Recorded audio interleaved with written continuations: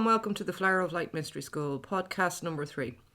And today is our Solstice celebration podcast. Woohoo! And I'm joined today, as you can hear, by Christine and Charlotte once again. And we had a very interesting day, isn't that right? We did. We had an interesting morning. We went to an unusual location. Very unusual. So, we went to the Mound of Tephi at Telton. And we were very lucky to have private access to that site because it's actually not a public site. So we were there to activate the land, to remember Tephi, and of course not just Tephi, but her ancestors and the knowledge that she and her ancestors and the people that arrived into Ireland brought with her from Egypt. And in the last podcast, we spoke about many things, but one of the things we talked about was the exodus from Egypt of Akhenaten and his lineage to Ireland. And we spoke about the Emerald Tablets of Thoth, and we spoke about Mary Aten Scota, who was another feminine initiate of the mystery schools that her father Akhenaten had established in ancient Egypt. And so Tephi is in that same lineage. And just to give you a clue there, the name of the mother of Akhenaten was also Tea. So the story of Tephi is actually told in the Mound at Luxor. And it's the story of her journey along with what we would call the Olam Fodla of Ireland. And the Olam Fodla would roughly translate to the archdruid, or the high wisdom keeper of Ireland. There is the theory or the idea that the Olam Fodla was the biblical Jeremiah, the one who was talked about in the Bible. But the story of the journey of Tephi and Jeremiah, or the Olam Fodla, coming into Ireland is told at Carntee in Luxor. And it's very interesting, the story they tell, because they talk about how they brought into Ireland many different things, but one of the very interesting things was the Ark of the Covenant containing the 2 tablets that Akhenaten had previously received on, actually not Mount Sinai. It was not Mount Sinai. It was called Serabit el-Kabit, is the name of the mountain on top of which the temple of Hathor was discovered in the early 1900s by Flinders Petrie. And this is actually the mountain, it's not Mount Sinai at all, where Akhenaten would have discovered this knowledge. If you remember, in the last podcast, I did say that the story in the Bible talking about Moses and the 10 Commandments is a distortion of the original story, which was the story of Akhenaten rediscovering the Emerald Tablets of Thoth. And so this is the mound and plain of Telton, and it's connected to what was known as the Funerary Games. This is where the Funerary Games originated. And the Funerary Games went on to be known as the Olympic Games.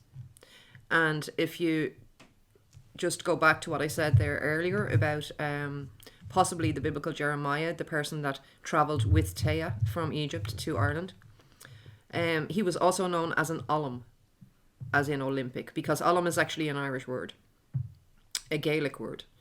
And an Olam is a wise person or a wise... a wisdom keeper. And so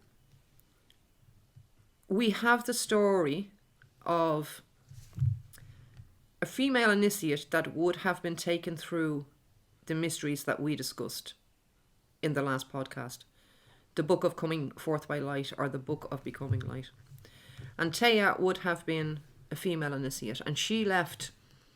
The story says that she was the last, she was the daughter of the last king Zedekiah of Israel, before Nebuchadnezzar came and took the Israelis into slavery. But at the time, the land of Israel it wasn't the land of Israel, it was the land of Egypt. It wasn't known as the land of Israel. And so it is Tephi who escaped along with Jeremiah. And if you remember in the last podcast, I said that when the people, when Akhenaten and his lineage left Egypt, it was like the plug was pulled on Egypt, because the technology that had, I say technology, it's a different type of technology that you might think of that we use today. But the technology that they had left with the people that left Egypt in that exodus. And so today we were at Telton to reactivate this very private space, the plain of Telton and the mound of Tephi. And we brought with us some Egyptian things, some things I brought from Egypt. And we laid them all on the land. We will leave links in the beneath with directly to photographs and maybe small little clips of what we did today. But this site is a very, it's not well known at all. I mean, nobody really knows about it. Even Irish people don't really know about it. They know about the Telton Games, but they don't really know that it's a huge. It's, in my estimation, from knowing the person that we know that lives there, it's a whole, like a campus. It's there's mounds, there's standing stones, there's the plain. There was Tephi's mansion, which was closer to the town of Kells than where we were. And then this is like a very important mound that lines up with the. With Tara? Yeah, exactly. Yeah. And so that's a good point, Christine. And as we know, Tara is also connected with Tephi. Her name is Tamar. And when we look at the signs for Tara, underneath it says Tamar.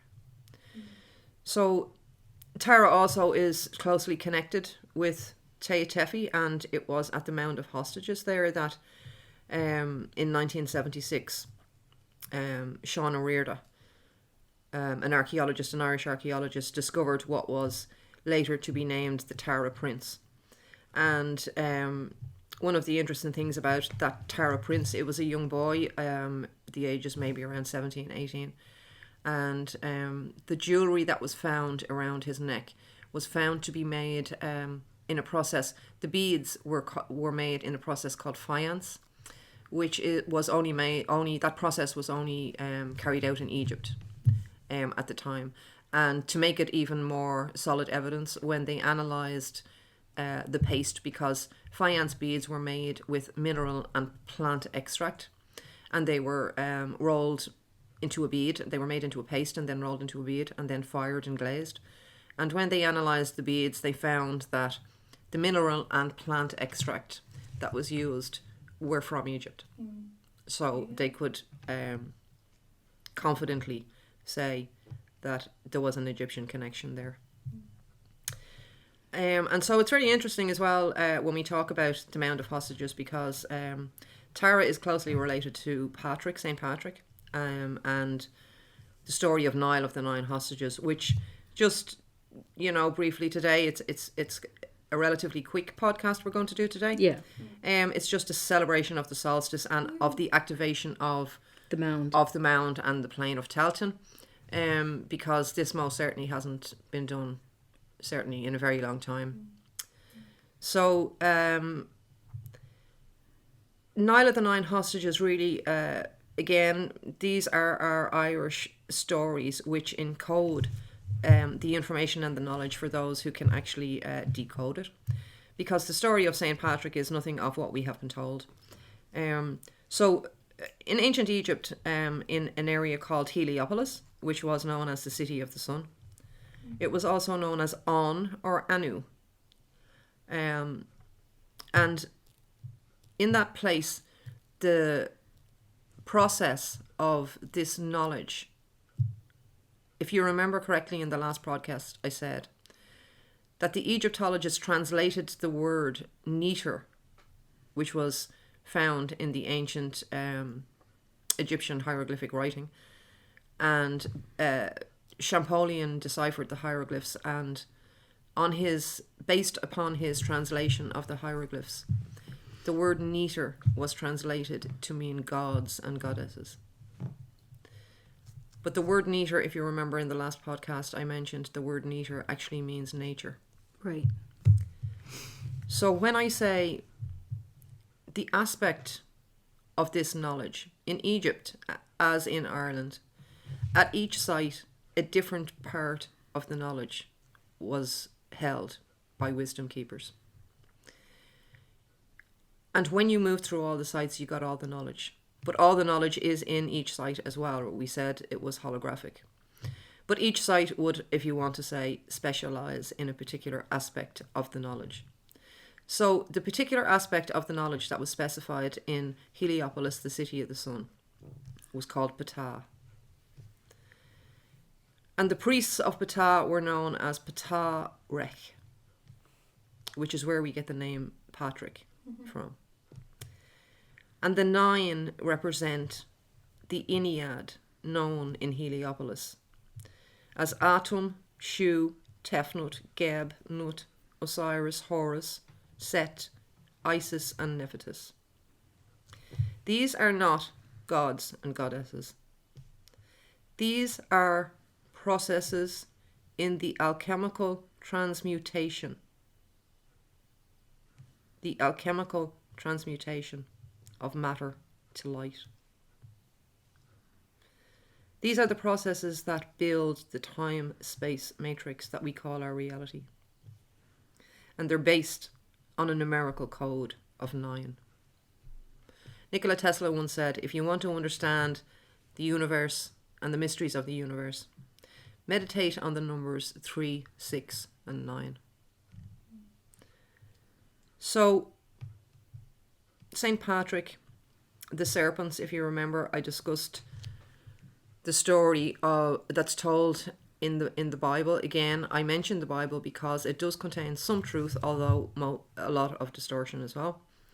But it talks about Moses raising the serpent in the wilderness.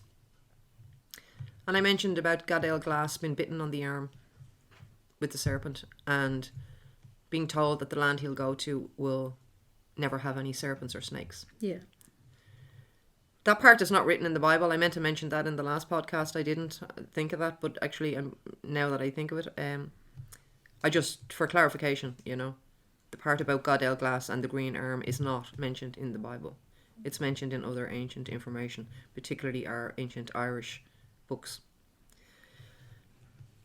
So, just today, I also want to mention that if we consider what I said about Heliopolis, the other name for Heliopolis is On or Anu.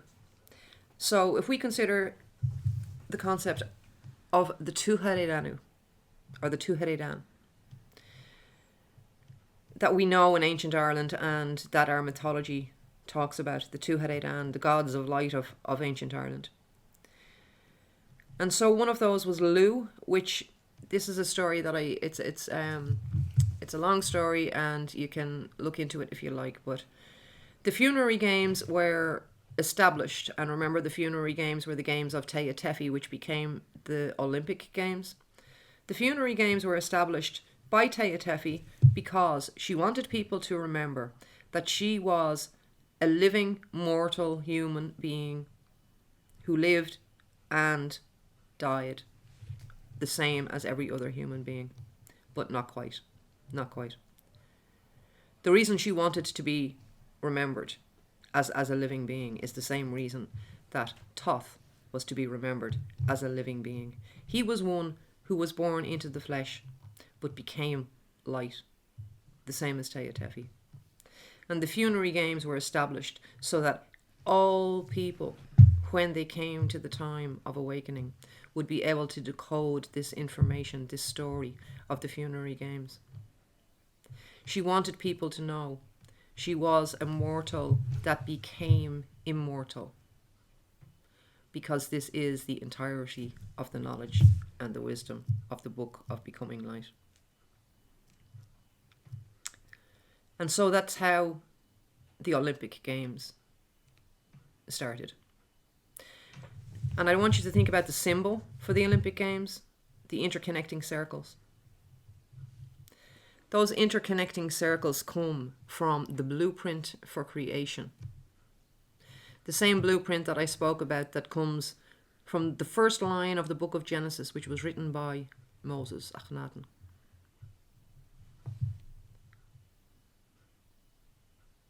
I want you to think about those circles and where they arise from.